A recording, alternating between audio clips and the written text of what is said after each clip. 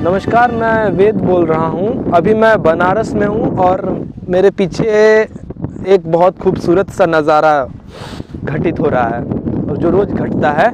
मेरे पीछे एक नदी है जो दूसरे नदी से मिल रही है। ये नदी आप अगर पहचान पा रहे हैं तो गोमती नदी है और वो गंगा नदी है। दोनों का मर्ज हो रहा है। ये वही गोमती है जो करीब करीब 900 किलोमीटर इसकी लंबाई है और जौनपुर से आते हुए ये यहाँ मिल रही है। लखनऊ में इसका हालत बहुत ख़राब है।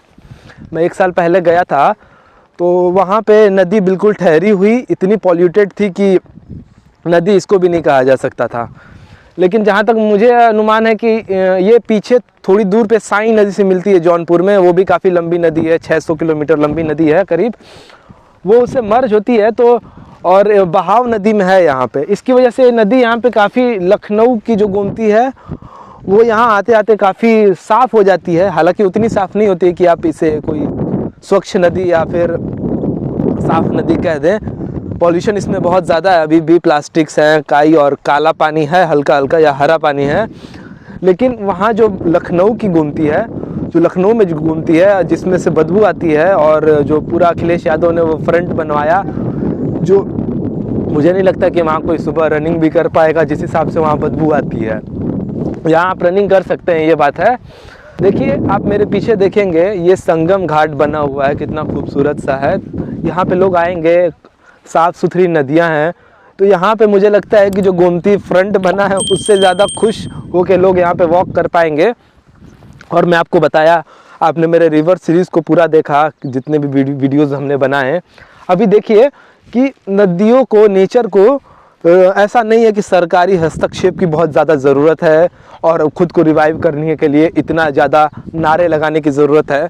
आप नदियों से जो नाले हैं उनको ही डाइवर्ट कर दो ना, या फिर जो नाले हैं उनको साफ़ करके बस नदियों में छोड़ दो ना। नेचर अपना काम खुद कर लेगी और आपको बहुत ज़्यादा देगी। इकोनॉमिकली भी देखा जाए तो बहुत ज़्यादा अच्छी बात है। आप एक ख़राब नदी एक इकोनॉमिक बर्डन है, बट एक स्वच्छ नदी आपके लिए इकोनॉमिक सरप्लस का काम करेगी। आप उससे आपको जो बेनिफिट्स मिलेंगे वो ऐसा नहीं है कि बहुत ज़्यादा आपको चुभेंगे। नाले फेंकने से क्या है कि नदियाँ भी ख़राब होती हैं, वहाँ का जो इकोनॉमी ख़राब होता है, टूरिज़्म जो ख़राब होता है, और जो सरकार को गालियाँ पड़ती हैं। हालांकि सरकार को तो सुनने की आदत हो गई है, चाहे ये सरकार हो चाहे कोई भी सरकार हो। लेकिन देखिए, मेरे आसपास की सभी नदियों का लगभग मैंने, जहाँ तक मैं जा सकता था वहाँ तक मैंने नदियों का किया। इससे पहले आपने वरुणा का देखा, संगम गंगा के साथ। अब मैं सोच रहा था कि ये नदी मेरे से थोड़ी सी दूर है और मैं आपको दिखाऊं कि ये नदी कितना बढ़िया उदाहरण है कि एक मरी हुई नदी खुद को कैसे जिंदा कर लेती है। जैसे वो बार बार आपसे भी चिल्ला के कह रही हो कि मैं बच सकती हूँ, आप मुझे बचा सकते हैं।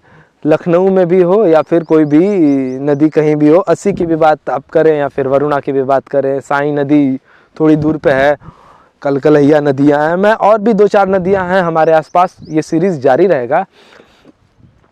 आप लोग अपने स्तर पे काम थोड़ा करिए, नदियों के बारे में पढ़िए, सोचिए, सुनिए और लिखिए, बोलिए, ताकि इन नदियों की भी बात हो पाए जो हमें हज़ारों सालों से इतना कुछ देते हुए आई हैं, जिनकी वजह से हमारा संस्कृति पूरा डेवलप हुआ है। आप लोग अगर आस-पास के हैं या फिर कभी बनारस घूमने आए या इधर आएँ तो आप एक बार ज़रूर आइएगा। यहाँ मार्कंडे महादेव है। हालांकि मंदिर को अभी साफ़ सुथरा करने की ज़रूरत है, लेकिन ये जो संगम है यहाँ आप ज़रूर आएँ। और मैं ये सीरीज़ करके मुझे काफ़ी अच्छा लगा। हालांकि मैं इसका अंत तो नहीं कह सकता कि मैं कर रहा हूँ, मैं इन पे बात करता रहूँगा। लेकिन हाँ, मैंने हर नदी को, अपने जो आसपास मेरी बड़ी नदियाँ हैं उनको दिखा दिया। और मैं अंत में यही कहना चाहूँगा कि मैं गंगा का धन्यवाद करना चाहूँगा, मैं वरुणा का धन्यवाद करना चाहूँगा, मैं गोमती का, मैं अस्सी का धन्यवाद करना चाहूँगा कि उन्होंने हमें इतना सारा खूबसूरतीपूर्ण एक दृश्य दिया। हर जगह की बात कर रहा हूँ। और मैं साथ साथ माफ़ी भी मांगना चाहूँगा अस्सी से, जिस नदी को हमने मार दिया। ऐसा लगता है कि किसी ने खंजर घोंप दिया है अपनी माँ पे, अपने किसी प्यारे पे। मैं वरुणा से भी माफ़ी मांगता हूँ और मैं इस गोमती से भी माफ़ी मांगता हूँ कि आखिर हम अपने स्वार्थ के लिए कैसे किसी को मार देते हैं। अगर आप मैं इतनी नदियों की बात किया, इमोशनल हो जाता है आदमी जब आप इतनी नदियों से जुड़ के जाते हैं, दूर दूर जाएंगे और उनसे बात करेंगे। लगता है कि हाँ ये नदियाँ, अब नदियों के बारे में जब पढ़ेंगे और उनकी सच्चाई देखेंगे, जब देखेंगे कि एक अस्सी मर रही है, एक वरुणा मर रही है, एक गोमती मर रही है, गंगा मर रही हैं, तो आप खुद अपने आप को थोड़ा सा इमोशनल पाएंगे कि हाँ ये नदियों को साफ़ होना चाहिए, ये हमारी माँ है, इन पेड़ों से प्यार होना चाहिए, ये भी हमारे ही हैं, ये नेचर से प्यार होना चाहिए। देखिए ना, ऐसा खूबसूरती शायद ही कोई दे पाए। आर्किटेक्चर या फिर कैसे भी आप देखिए, आर्किटेक्चर भी कुछ भी कर लीजिए, ये व्यू आपको नहीं मिलेगा। बस सफ़र जारी है, संघर्ष भी जारी है, हम मिलते रहेंगे। आप मेरे इस चैनल को सब्सक्राइब करिए, कमेंट करिए और शेयर करिए। बोलने में तो उतना अच्छा नहीं लगता है कि किसी से कह के सब्सक्राइब करवाया जाए।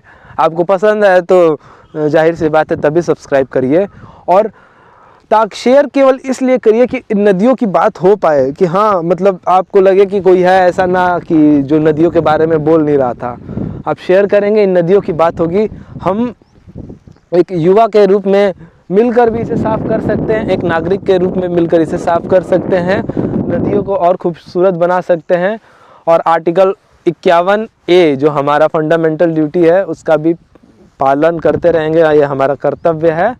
यही सच्ची देशभक्ति है, यही सच्चा राष्ट्र प्रेम है, और यही सच्चा वसुधैव कुटुंबकम इसी को कहते हैं। धन्यवाद। आप देख रहे थे वेद विटनेस को, मैं दिखा रहा था आपको गोमती। बहुत प्यारी नदी है, और भी प्यारी हो सकती हैं। दुनिया की हर नदी प्यारी हो सकती है, जैसे रोन रिवर रोन जर्मनी में सुंदर हो गई, और तमाम नदियाँ जो मर के धीरे धीरे विश्व में सुंदर हो गई, साफ़ हो गई, वैसे भी हम अपनी नदियों को साफ़ कर सकते हैं। धन्यवाद हमसे जुड़ने के लिए।